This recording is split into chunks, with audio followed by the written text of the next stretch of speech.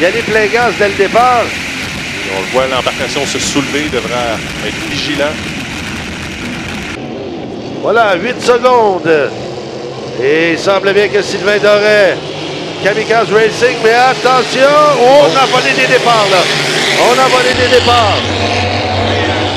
Stéphane Carrier, assurément, Sylvain Doré, je ne sais trop. Peut-être Doré. Les deux étaient une fraction de seconde, semblaient une fraction de seconde trop rapide.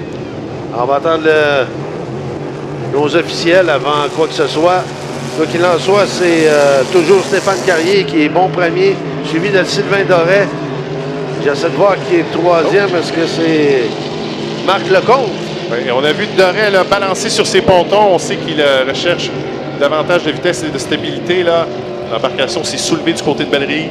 Et regardez Yannick Léger à l'extérieur. Ils sont 4. Oh là là, alors ça va être une course assez. Et ce qui est étonnant, c'est qu'on peut retrouver Marc Lecomte et Yannick Léger, premier, deuxième.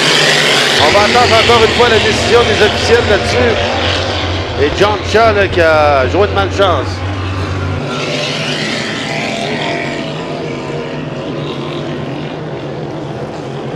Alors, toujours bon premier, Stéphane Carrier, suivi de Sylvain Doré. On attend encore la décision, je vous le rappelle, des officiels, à savoir est-ce qu'on a volé un départ. Mais Carrier, c'est dommage. Là. Regardez à quelle vitesse et distance ses opposants. Et si c'est le cas, Carrier et Doré... Oh, 2,77, 32 et 104.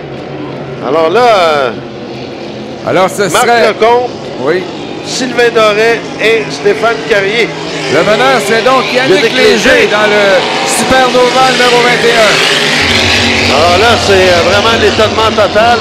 Et Marc Lecomte qui est immobilisé, je crois que c'est lui là, dans le virage numéro 2. Donc catastrophe là, pour le Miss Saint-Félicien. Et John Shaw est derrière malgré son crochet avant même le départ. Il est deuxième. Deuxième position. On doit faire attention, on ajoute un drapeau jaune là, pour indiquer que Marc Lecomte est dans le tournant. Oui, attention, il faudra vraiment être vigilant dans le virage ouest. Et là, il s'agit de rester en piste.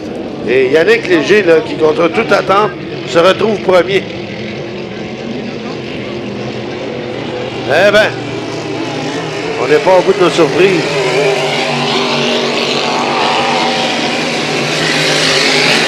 Alors, dommage, Michel, pour le Monster Energy qui donne un excellent rendement, mais hier, 2 pénalités. Et là, il a devancé le départ, puis là, la meilleure machine que j'ai vue de sa part là, depuis qu'il est dans les hydroplanes, mais une autre pénalité pour lui. Ah oui, parce que sa performance au niveau du moteur et du pilotage, c'est exceptionnel. On peut en dire autant de Sylvain Doré. Les gars se sont sortis malheureusement à cause d'un départ anticipé. Avec seulement 4 embarcations, on doit... bon, lui, Carrier terminerait 3e, il aurait 4e avec une pénalité. C'est quand même des points qu'il faut aller chercher en bas. Alors, dernier tour à faire.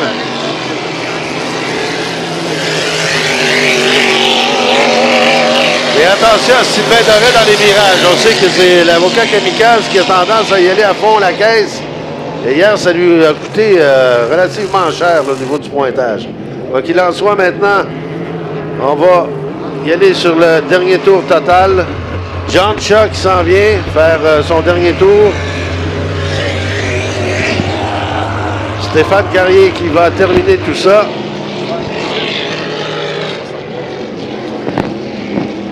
Un Carrier, on regarde les vitesses, le Carrier qui a eu d'excellents tours. À plus de 130 km/h. Sylvain Doré qui s'amène. Et le grand gagnant, contre toute attente, ce sera Yannick Léger, qui termine premier de cette qualification et qui salue la foule en passant. Et John Shaw, parti carrément de la fin de la queue, il se retrouve deuxième. Eh bien. Et bizarre, selon ce qu'on voit à l'écran, c'est John Shaw qui aurait le tour le plus rapide dans cette qualification, avec le 66 à 135,1 km/h de moyenne. Ben, n'eût été de son crochet, je pense que tes prédictions se seraient avérées parce que vraiment, on se serait retrouvé avec une première place avec John Shaw. Bon, on a aussi...